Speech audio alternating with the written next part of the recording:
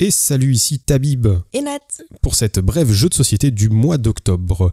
Pour info et rappel, on fait désormais 2 brèves par mois, donc une parlant de JDR comme d'habitude et une parlant de jeux de société, en fait celle que tu es en train d'écouter actuellement. On va parler de jeux sortis et de jeux à venir. Jingle.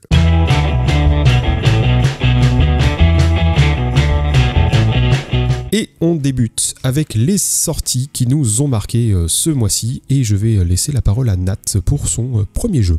Ok, c'est parti. Je vais donc commencer par parler d'un petit jeu sorti tout récemment. C'est Paraudin, un jeu de hold chap conçu pour un joueur et valant une quinzaine d'euros pour des petites parties entre 3 et 20 minutes. Ok. Donc le premier critère, rejouabilité. La rejouabilité de ce jeu est infinie. Ce sont des cassettes basées sur des équations classiques en mathématiques. Seule la trame scénaristique, une fois faite, nous apprendrait rien de plus. Je mets donc un très beau 4,5 pour la rejouabilité. D'accord. Ensuite, le matériel. Le matériel est d'une simplicité folle. C'est 9 dés et un livret d'énigmes dont on pourrait se passer à la fin. C'est à ce jour le jeu le plus mobile que je connaisse. Il tient dans une toute petite poche, mais de ce fait, la boîte est bien vide. Je mets donc un 4,5 pour le matos. D'accord. Ensuite, les règles. C'est un gros point positif pour la façon dont les règles sont écrites. Ouais. On peut se plonger directement dans le jeu. La difficulté est ultra progressive. Le tutoriel est intégré, on se croirait dans un jeu vidéo. Et il est possible de survoler la mythologie nordique au cours du jeu.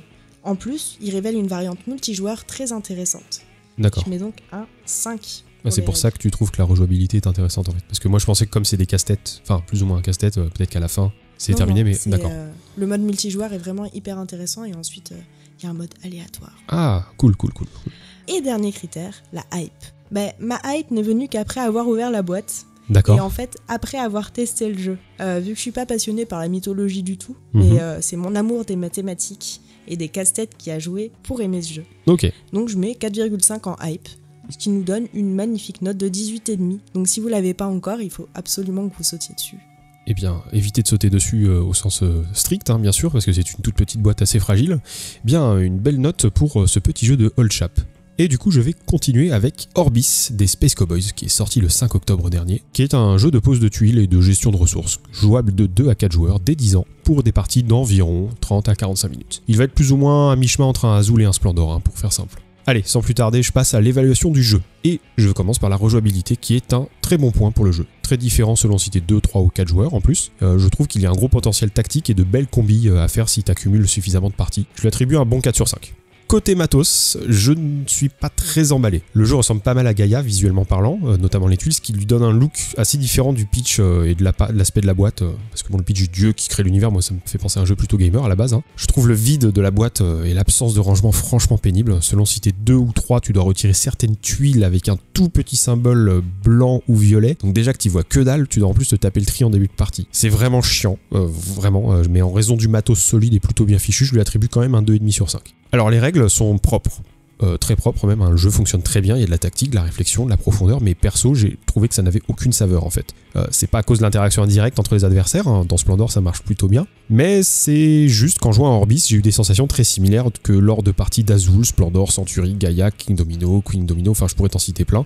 Le jeu n'a hélas pas beaucoup de personnalité en fait, donc pour moi ça lui donne un 2 sur 5 sur le critère des règles. Et je finis avec le critère de la hype, qui est au ras des pâquerettes en fait. J'ai joué 3 parties, j'ai pas envie d'en refaire une autre.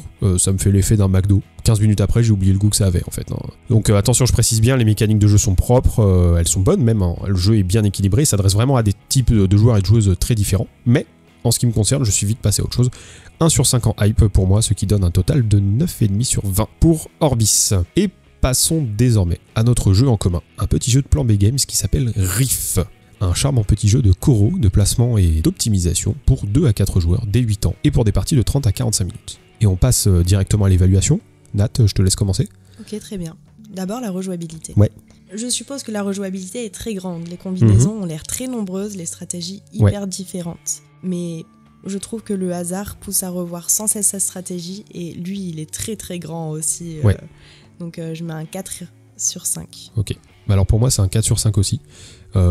C'est idem qu'Orbis, pour moi c'est de une rejouabilité qui est très bonne et très grande, et justement ce hasard te fait faire une sorte de prise de risque continuelle, parce que du coup tu vas jouer une carte, tu vas pas la scorer, et puis pour après essayer de miser sur des objectifs futurs, bon vraiment ça se renouvelle vraiment de façon très palpitante pour moi, donc encore une fois 4 sur 5 côté rejouabilité. Et côté matos pour toi? Côté matos, je trouve très rafraîchissant. Ça, avec ces petites pièces qui sont empilables et faciles à prendre en main, ça rappelle un peu les jouets pour petits. Le seul bémol, qui est non des moindres, c'est la boîte qui n'a pas du tout été conçue pour ranger son matos, et ça c'est décevant. Ouais, c'est vrai. Je mets un 3,5 sur 5. Ok, alors moi je suis encore plus mitigé que toi. Donc le matériel est joli de prime abord, mais les tuiles de Koro elles sont vraiment trop criardes au niveau des couleurs, quoi.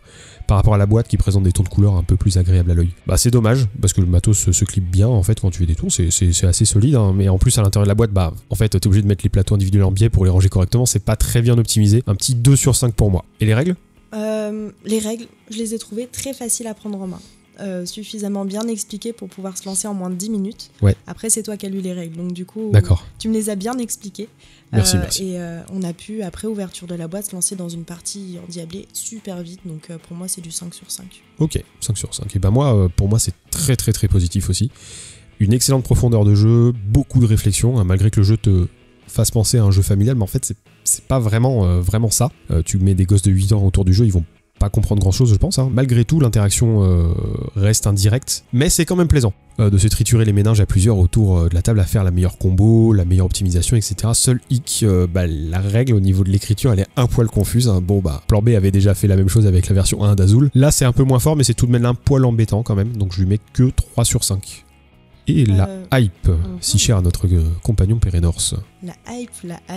Bah la hype pour le coup elle est pas totale pour moi non plus. Ok. Le jeu est très joli, très fluide. Rift c'est clairement un jeu indispensable pour toute ludothèque qui se veut complète. Ouais, c'est vrai. Mais je le sortirai pas tous les week-ends. Donc D'accord. Du coup j'ai mis 3,5 sur 5. Ah, c'est parce que moi c'était malgré le petit souci sur les règles, moi un super plaisir en fait, hein. C'est frais, c'est complet, c'est jouable avec n'importe qui, très rejouable, ça peut même se jouer bourré, tu vois, enfin je pense que c'est parfait, hein. Moi j'ai presque autant envie de le sortir qu'un Tiny Epic Galaxies, hein. Du coup c'est un joli 5 sur 5 de hype pour moi, et donc un 14 sur 20 pour Riff. Moi ça lui donne un beau 16 sur 20 Ok. pour ma part. Bon bah du coup un jeu qui est plutôt bien aimé par Nat et moi. Et passons aux jeux à venir. Donc je vais encore une fois laisser Nat parler du premier jeu. Donc là on va parler des jeux qui vont sortir dans les prochains mois, hein, dans les prochaines semaines, etc. Qu'est-ce qui t'a tapé dans l'œil toi? Le premier jeu dont je vais parler c'est Histoire de peluche. Ok. Qu'est-ce que c'est que ce truc? C'est un jeu formidable de Playdead Game, donc, ce qui nous avait déjà produit Mice and Mystics. Dans ce jeu, on va vivre les aventures en tant que peluche afin de préserver l'enfant qui est notre meilleur ami. Ok. Pourquoi je l'attends ? C'est parce que j'ai hâte de me plonger dans un autre univers onirique, c'est un peu une de mes lubies, et de découvrir ce que nous allons devoir traverser pour vaincre.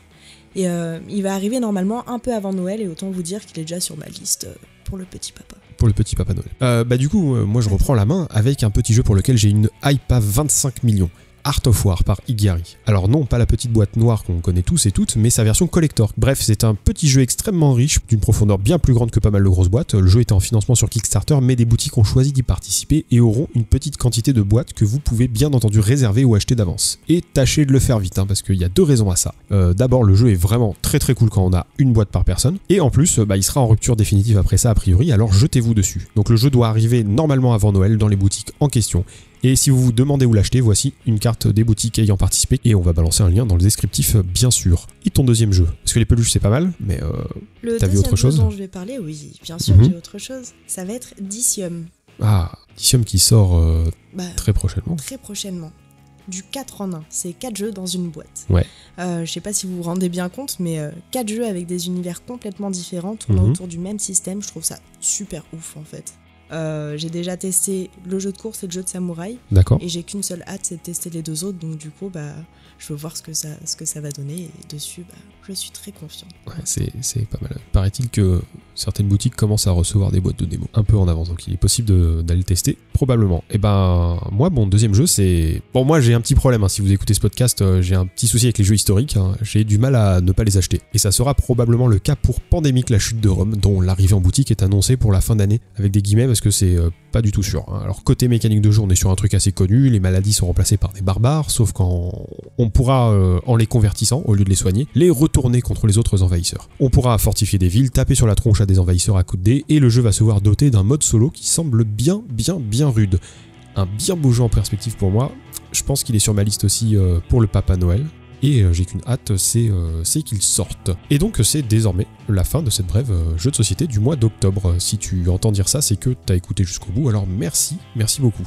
Tu trouveras les sources de cet épisode sur l'article dont le lien se trouve dans la description YouTube ou SoundCloud. Et rappelle-toi que tu peux nous voir sur l'internet mondial, sur Facebook, Twitter, Instagram, SoundCloud et YouTube encore une fois, en cliquant bien sur la petite cloche pour recevoir la notif. Eh bien, il ne nous reste plus qu'à te souhaiter une bonne journée, soirée ou nuit, selon l'heure à laquelle tu nous écoutes. À la prochaine. À la prochaine.